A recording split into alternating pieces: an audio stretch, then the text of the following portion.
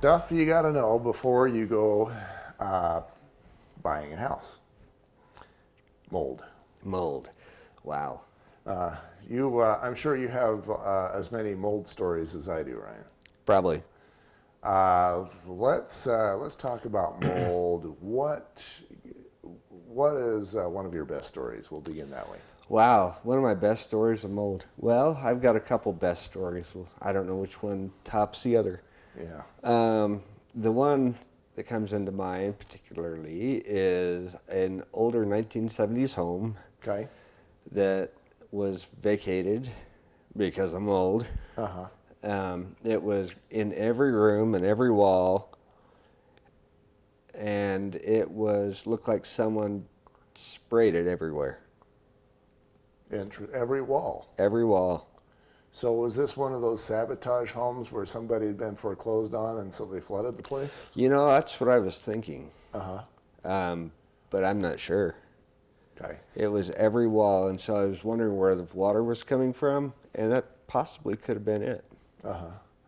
So I ran into one where I did an inspection for a new homeowner, and we went through the home. There was no sign of mold anywhere, but it turned out that behind the sheetrock, there had been a leak. And the lady had a daughter that was extremely susceptible. She ended up having to sell that house a few weeks later because her daughter couldn't be in that room. She got sick. Yeah. So for me, mold is a living organism. And any living organism, be it mice or mold or termites or grasshoppers, centipedes, all of the Noah's Ark stuff, right? That's an inside joke. They all require food and shelter. Mm-hmm. And so if you provide what they need, food and shelter, they'll be there. Happily. And in the mouse category, for example, which also applies to mold, so I'll use that example. If you drop pizza on the floor and you leave it there, Yeah. mice will find it. Yes, I will. So one thing you can do to try and get rid of the mice is put traps and poison. You could put moats. You could put barricades. Moats. You could put crocodiles. Or using the dog to get rid of the cat and using a lion to get rid of the dog. And exactly. Yeah.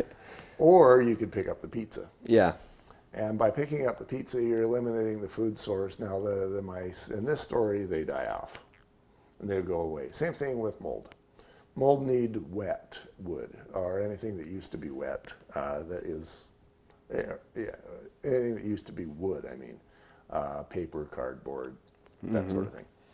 So for me, the most important thing in dealing with mold is eliminating the reason why the mold's there, which is the moisture. Right. Let me talk about my mother for instance. My mother in her basement had a little tiny spot of mold in the corner of the room. Well, me being an inspector thought, where's the water coming from? Mm-hmm. Right? And so she said, well, let's find out. And so we started poking around and got my thermal gun out and started looking, and I saw where the water was dripping down the wall. And then she handed me a knife. She let me cut it open. Well, this little tiny spot of mold on the exterior side of this sheetrock turned into a huge colony inside the wall. Uh-huh. Yep. Yeah. Active colony, and I'm sure that you said it was your mom? My mother. And she'd probably been having lung issues. No, actually, she wasn't. And this was in the basement. Maybe she wasn't spending a lot of time. Yeah, she wasn't spending a lot of time in the basement. Yeah. I actually had a house a number of years ago where the drainage wasn't proper and it wasn't being routed away from your foundation adequately. It was draining into the corner of the basement. And we had mold there, and I should have known because I was seeing spiders. Mm-hmm. And something I learned with spiders is they tell you that, a lot of things. Where there's Where there's spiders, there's bugs that spiders eat. Where there's bugs, there's mosses and molds. And where there's mosses and molds, there's water. So, if you have more spiders in your basement, especially in a particular corner, you might have a mold problem. Sounds like a Jeff Foxworthy joke. Yeah, only I'm not nearly that funny. Yeah, okay. We should do a series on that. Yeah. So, sorry I interrupted what you were talking about. So, two things attract spiders, of course. We talked about water, and of course there's another one, light. And if there's no source of light that's connected to the exterior, then yeah, you have a water problem somewhere that's going to cause problems. Another one of my experiences, I was called by a former church leader to go back to an area that I used to live in and do a mold test. And I said, well, I'll do a mold test, but I can probably avoid doing the test and just tell you why you have a problem. And so they both reluctantly agreed. And so I went out there looking for, the first thing I found was that there was mushrooms growing in the carpet. Fun. So yes, we have a Yeah. mold problem. And again, that's a mold problem. We don't need to test for it. We've got a mold problem. Yeah. So my thing was, why do we have a mold problem?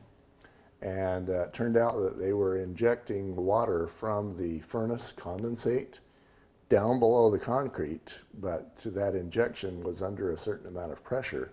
So it was flowing over and then back up in the next room that was about 18 inches away. Whoa.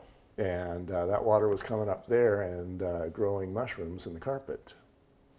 So the solution was, let's drain that water properly. And then the mold issue dies off, and then it becomes a mold history or mold carcasses rather than an active mold colony. Right. And I think you'd agree the solution for mold is eliminate the reason why it's there. Yep, definitely.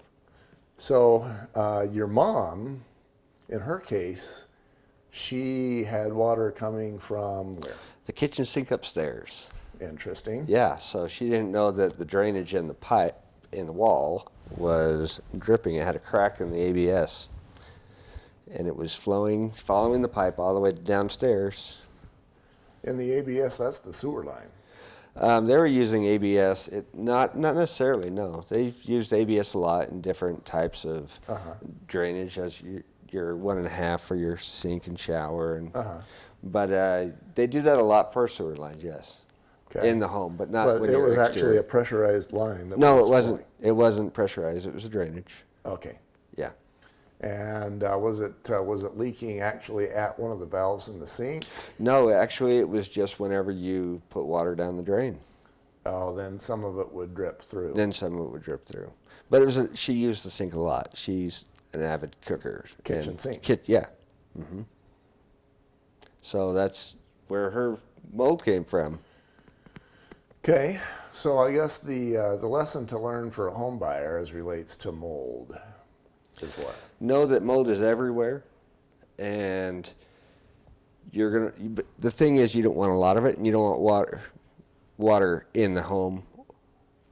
Okay. Yeah. Mold. Yeah. So mold. Every time you open a door or window, some mold spores come and some Right. don't. But the ones that are coming in are looking for a wet spot, and if they find that, and we've got food, now it can reproduce. And bingo, you got a colony and a half. Yes. Yep. So keep your water in your pipes and your money in your wallet, as you used to say. Yeah. Yeah. The water needs to go where the water should go. Right. And if it doesn't, then your bound to wallet will drain. Yeah. Yeah, there you go. So will your bank account. Okay, thank you very much.